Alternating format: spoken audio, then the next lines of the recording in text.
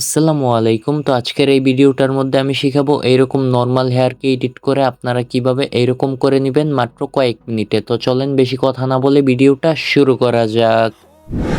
প্রথমে আমরা কি করব, চলে যাব প্লে স্টোরে। আর প্লে স্টোরে আসার পরে আমরা এখানে সার্চ করব স্কেচবুক লিখে। তারপরে আমরা অ্যাপটার মধ্যে ক্লিক করব। তারপরে আমরা এখান থেকে অ্যাপটাকে ওপেন করে নিব। আর অ্যাপটা ওপেন হওয়ার পরে আমরা কি করব, ফার্স্টে আমাদের ছবিটা অ্যাড করব। এটার জন্য আমরা থ্রি ডটের মধ্যে ক্লিক করে ইনপুট ফ্রম ফাইলের মধ্যে ক্লিক করে আমাদের ছবিটা অ্যাড করে নিব।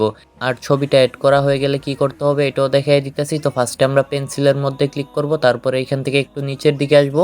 আর এইখান থেকে নিচের দিকে আসার পরে আমরা এখান থেকে এই ব্রাশটাকে সিলেক্ট করে নিব। তারপরে এই ব্রাশের সেটিংয়ে যাব। সেটিংয়ে আসার পরে এখান থেকে আমরা এটাকে এখান থেকে এতটুকু রেখে দিব, আর নিচেরটাকে এইখান থেকে এতটুকু রেখে দিব।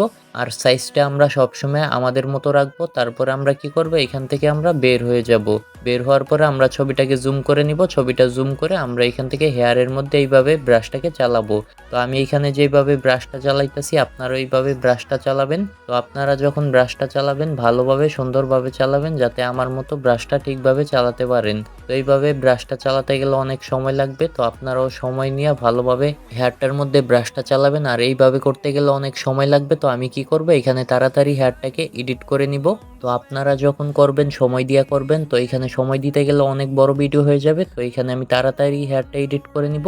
আর এইটা হইতাছে হেয়ার এডিট করার ফার্স্ট ধাপ। আর সেকেন্ড ধাপের মধ্যে কি করতে হবে এটাও আমি দেখাই দিব। তো ফার্স্ট অফ অল আমরা এখানে হেয়ারটা এডিট করে নিব। তো এতটুকু করা হয়ে গেলে আমরা কি করব, এখান থেকে আবার পেন্সিলের মধ্যে ক্লিক করব। পেন্সিলের মধ্যে ক্লিক করার পর আমরা এটার সাইজটা হালকা একটু বড় করে নিব। তারপরে আমরা আবার ছবিটাকে এখানে জুম করে নিব। তারপরে আমাদের যেটুকু দরকার নেই এইটুকু এইভাবে রিমুভ করে দিব। আর রিমুভ করা হয়ে গেলে এখান থেকে আমরা কি করব, আবার পেন্সিলের মধ্যে ক্লিক করব। তারপরে ব্রাশের সাইজটা আগের মতো করে নিব। আর আগের মতো করা হয়ে গেলে আবার ছবিটাকে জুম করে এখানে আমরা আবার আগের মতো ব্রাশটাকে চালিয়ে দিব। তো ফার্স্ট ধাপের মধ্যে আমাদের কাজ হবে, আমরা এইভাবে আমাদের হেয়ারটা ফার্স্ট অফ অল এখানে এডিট করে নিব। তারপরে কি করতে হবে এটাও আমি দেখাই দিব। তো আগে আমরা এখান থেকে এইভাবে হেয়ারটা এডিট করে নিব। আর এইভাবে হেয়ারটা এডিট করা হয়ে গেলে কি করতে হবে এটাও দেখাই দিতেছি এখন। তো এতটুকু করা হয়ে গেলে এখন যাব আমরা সেকেন্ড ধাপে। তো এটার জন্য আমরা আবার পেন্সিলের মধ্যে ক্লিক করব। তারপরে আমরা এখানে ক্লিক করে প্রথমে যে ব্রাশটা আছে এটা নিয়ে নিব। তারপরে এই ব্রাশের সেটিংয়ে যাব।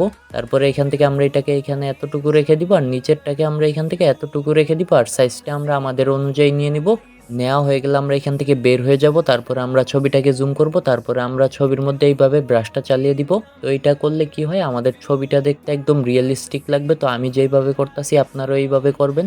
আর করেন সময় দিয়ে করবেন, তাহলে একদম আমার মতো ভালোভাবে হবে, একদম রিয়েলিস্টিক লাগবে। তো আমি এখানে ভালোভাবে করে নিব। আপনারা যখন করবেন সময় দিয়ে স্মুথভাবে করবেন, তাহলে আমাদের হেয়ারটা একদম রিয়েলিস্টিক লাগবে। তো এইভাবে করতে গেলে অনেক সময় লাগবে। তো আমি এখানে তাড়াতাড়ি হেয়ারটাকে এডিট করে নিব। তো আপনারা যখন করবেন সময় দিয়ে করবেন। তো এটা হইতেছে আমাদের সেকেন্ড ধাপ। তো এটা আমরা এখানে ভালোভাবে করে নিব সম্পূর্ণ হেয়ারটার মধ্যে। আপনারা যখন করবেন ভালোভাবে সময় দিয়ে করলেই আমার মতো করতে পারবেন।